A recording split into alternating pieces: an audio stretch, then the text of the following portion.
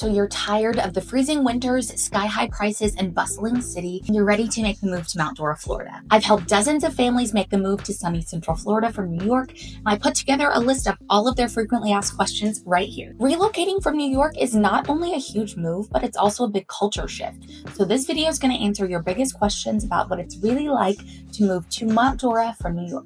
I'm Riley, your Mount Dora realtor. I release videos each week about life and real estate here. So whether you're looking to move in 3 weeks or 3 months, let's hop on a phone call and chat about your unique real estate needs. But let's get to it.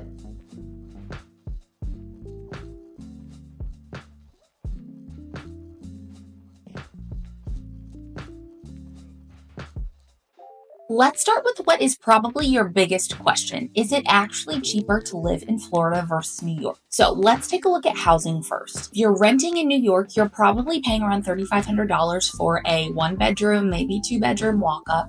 Here in Mount Dora, you're looking at about $2,000 a month for an average rental as of April of 2025. And that might come with a garage, with a yard, with 3 to 4 bedrooms. I have heard some objections that rent is rising in Florida, but it's controlled in New York. And yes, that is the case, but Mount Dora's rental market is similar to our current real estate market. We have a lot of inventory available, so you're likely not going to see prices rising in the rest of 2025, but likely dropping. Or if you're ready to buy instead of rent, the median sold price in Mount Dora is $408,000 as of March of 2025, and that gets you a yard, space to spread out, maybe even a newer construction home, and a more relaxed lifestyle. Add in no state income tax, and suddenly your budget has a little bit more wiggle room. There are other things to factor in, like you will need a car to get around, which of course comes with a payment, with insurance, with toll costs, all of which we'll cover a little bit later. But the cost of living in Central Florida is 58% lower compared to New York. So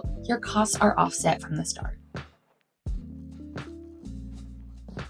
I hear a lot of people saying from New York that seasonal depression is really rough with the cold and the constant cloudy weather, but that is something that you do not have to worry about here in Mount Dora. Our winters are mild. They're in the 70s, even into the 80s. That is typically from December to about February or March. Once April and May roll around, we're consistently in the 80s. And then by June through October, we're in the high 80s into the 90s, sometimes hitting the hundreds, but not really. And I know you may have similar summer temperatures in New York, but what we have here is humidity.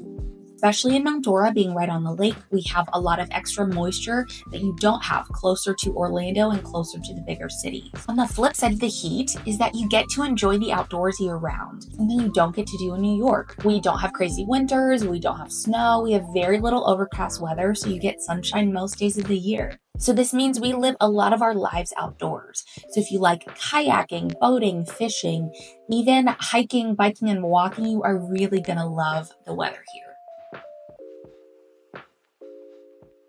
Another big question I get, do you need a car in Mount Dora? Yes. Mount Dora is a driving town. Unlike New York, we don't have a major public transport system, which can be a little bit of a shell shock to someone who is coming from New York, a New York transplant. You're not used to driving on a daily basis. We do have a small local bus system called Lake Express that takes you around Lake County, but it's not necessarily built for everyday use, and it shuts down at a certain time in the evening, so it's not always super practical. We're about a 45-minute drive to Orlando using toll roads, so if you're commuting often, you're definitely going to want to budget about $75 to $100 per month for toll roads. Parking is typically free, unlike New York, so unless you're near downtown, you're definitely going to save a bit there. But driving is definitely something to consider when you're moving, because on top of toll costs, you'll be paying for gas, you'll be paying for insurance, not to mention your car payment if you have one. I will say that our traffic is nothing compared to what you experience in New York on a regular basis, but we do have the occasional backup, especially during school or rush hours. All of this to say, I know a lot of folks who come from New York are scared to start driving, and if that's you, you are absolutely not alone. I myself didn't even start driving until I was a little bit older, and even then, I was intimidated to drive on Florida roads because you do hear some horror stories about crazy drivers here. But I will say I drive quite a bit, just nature of my job, and I've really grown to enjoy it. And it's not such a chore or a fear any longer, for myself at least. So all this to say, once you get over the initial fear, maybe it won't be too bad. If you're coming from New York, you're used to a city that really runs 24/7. So Mount Dora is not that, but it is full of activities to fill your time. Mount Dora is unique in that it's historical, so that's a big focus of the town's culture, but we are also a very artsy city and our festivals really reflect that. We have year-round festivals, 29 this year alone, but we also have boat parades, a Sunday farmers market, dance classes for adults, pickleball leagues, a fantastic library system, and a lot more. Plus, something I really love is the community that gets built around these events. So if you go to pickleball on a weekday evening or a book club on a Tuesday afternoon, chances are people are going to remember your name and they're going to want to get to know a little bit more about you. So it's unique here in that small town way.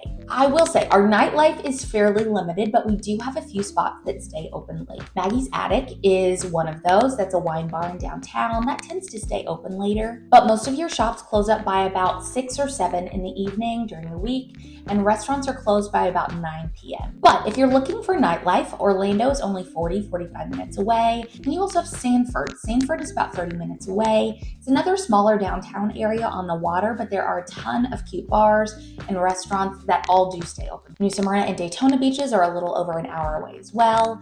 Disney, SeaWorld, Universal, they're all over an hour away. So you have a lot of options within a nice driving distance. Is Mount Dora a sleepy retirement town? No, it is not. The Mount Dora of 10 years ago is not the Mount Dora of today. And while it is a small town territory, we have a lot of growth happening. If you've done any research on the town, you've probably seen the Wolf Branch Innovation District that has been approved. That is an 850-acre planned development that'll bring commercial, residential, medical out to the area. And that's not far from downtown Mount Dora. Granted, that is probably several years out from being built, but there are several other larger developments that are heading out this way, thanks to the 429 connector that links Orange and Lake counties. If you drive around, you'll see quite a bit of construction in the area too, with lots of new housing developments and new restaurants popping up pretty often. We have things like First Watch, Freddy's Frozen Custard, a Zaxby's, just to name a few that are all coming within the next year, just in Mount Dora. So this is a big change for a lot of people, especially people who have been here a while, but I believe Mount Dora is growing at a steady and even a thoughtful rate. So is Mount Dora sleepy? I personally don't think so. If you walk around downtown Mount Dora on a Monday evening, you may say otherwise, but if you like a quieter, growing, booming downtown, then you are going to love living here. If you still have questions about making the move from New York to Mount Dora, I get it. This is a huge change, and I am here to help you figure out if Mount Dora is the right fit. Download my Moving to Mount Dora guide. It has a ton of great information on neighborhoods, lifestyle, employment, healthcare, everything you need in order to make your decision. Or if you're looking for a little bit more guidance, book a call with me in the description box below. I would love to chat about how to make Mount Dora home for you. And be sure to subscribe for all of my latest videos on housing and lifestyle here in Mount Dora. Thanks so much for watching. I'll see you on the next one.